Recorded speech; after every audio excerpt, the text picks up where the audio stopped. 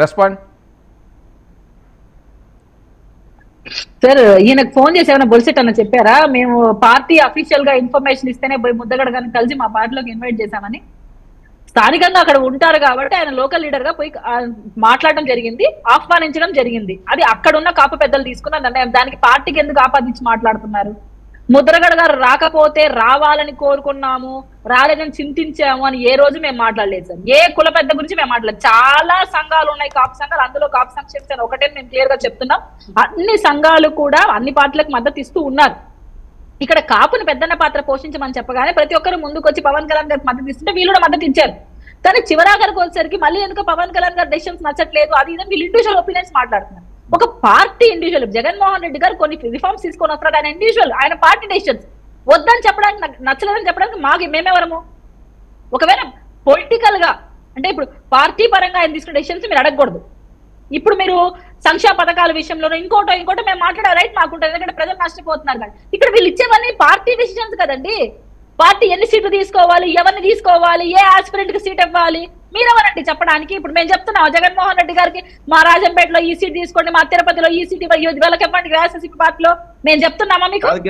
అయినా మీరు అప్పటి నుంచి మధ్యలో కాదు నేను మిమ్మల్ని అడ్డుకోవట్లే. మరి మేము సీట్లు మారితే ఏందండి ట్రాన్స్ఫర్ చేస్తారు ఎమ్మెల్యేలని? ఏమండి ఈ సీట్ ఏందండి వైఎస్ఆర్ కాంగ్రెస్ ఇష్టమా? అది మా ఇష్టమే కదా. మేము కీర్తన పెడతామా, లేదు జోష్నా గారిని పెడతామా, లేదంటే ఇంకొక వర్మ గారిని తీసుకొచ్చి పెడతామా, లేదా వర్మ గారిని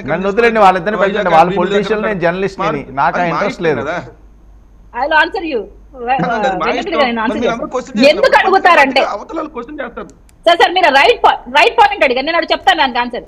ఎందుకు అడుగుతారంటే మేము చించేసాం, పొడి చేస్తాం, వై నాట్ 175 మా ఎమ్మెల్యేలు అట్లా చించారు, అందరినీ నిలబెట్టి అసలు చించేసారు పరిపాలన అని మీరు అంటున్నప్పుడు వాళ్ళ పరిపాలన ప్రజలకు నచ్చినప్పుడు జగన్మోహన్ రెడ్డి గారి కార్యవర్గం చక్కగా పనిచేస్తున్నప్పుడు ఎందుకు మారుస్తున్నారు?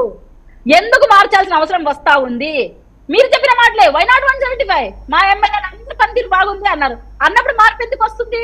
అంటే మీ వాళ్ళు పరిపాలన చేయలేకపోతున్నారు, ఓడిపోతారన్న భయం మీకుంది కాబట్టి మార్పులు చేర్పులు చేస్తున్నారు. ఎక్కడ అనిల్ యాదవ్ తీసుకుపోయి అక్కడెక్కడ నరసాపురంలో ఎందుకు చేస్తున్నారండి? నెల్లూరులో పరిపాలన సరిగ్గా చేయలేదు, అతను వ్యతిరేకత ఉందా? అతను నారాయణ గారినో ఇంకొకరు ఢీకొట్టలేడా ఇప్పుడు ఎలక్షన్ లో? అందుకు మారుస్తున్నారా?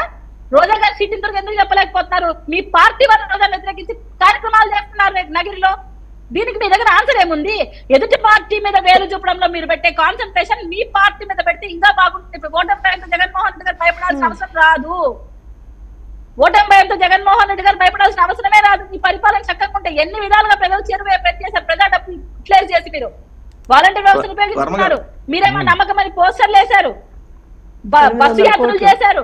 మళ్ళా జగన్మోహన్ రెడ్డి గారు ఏవేవో మోసాలు చేస్తూ చెప్తూ పోతున్నారు. అసలు యూట్యూబ్ ఓపెన్ చేసే చాలు సార్, మొత్తం జగన్మోహన్ రెడ్డి గారు యాడ్లే. ఎంత డబ్బు ఖర్చు పెడుతున్నారు మీ పబ్లిసిటీ కోసం? ఇంత చేస్తున్నా ఎందుకు ఇప్పుడు మారుస్తున్నారండి? మీ కార్యవర్గాన్ని ఎందుకు మార్చుకుంటున్నారు? 75 మందిని పైగా మార్చుకున్నారు, ఎందుకు మారుస్తున్నారు మీరు? చెప్పండి. ఇప్పుడు పవన్ కళ్యాణ్ 2 చోట్ల పోటీ చేశాడు సార్, భీమవరం గాజువాక. ఇప్పుడు మరి అక్కడే ఎందుకు పోటీ చేయట్లా?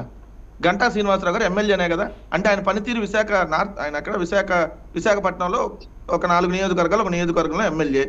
మరి ఆయన తీసుకెళ్లి అక్కడ